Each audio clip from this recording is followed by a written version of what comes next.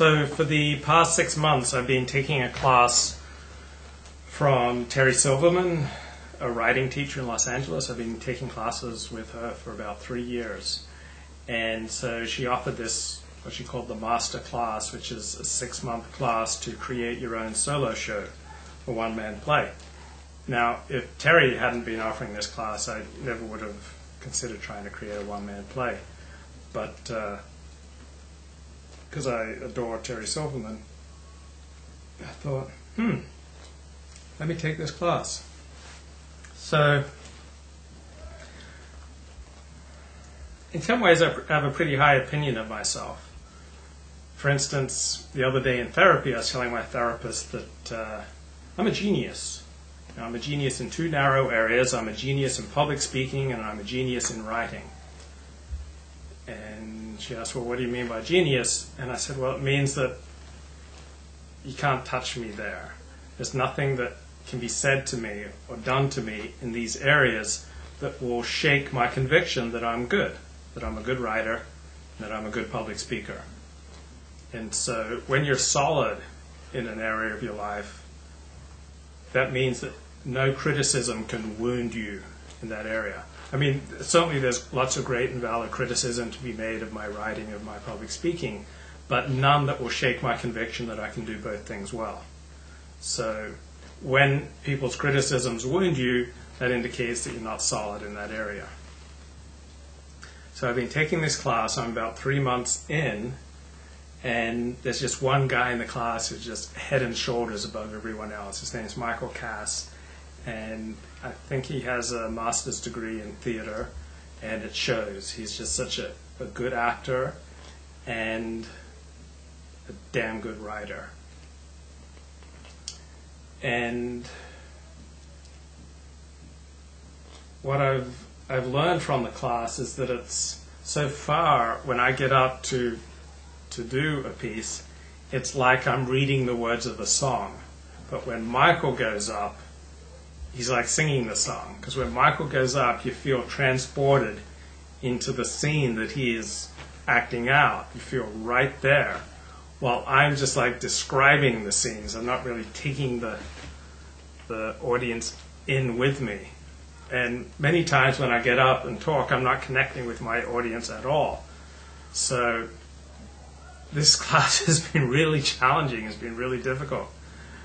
And I don't think I've ever gone to see a one-man play. And Terry often sends out these emails about, here's great, one solo show coming up, and she has this email list, and she promotes all these great solo shows. And I've never bothered to go to one because I'm just so convinced of my own genius.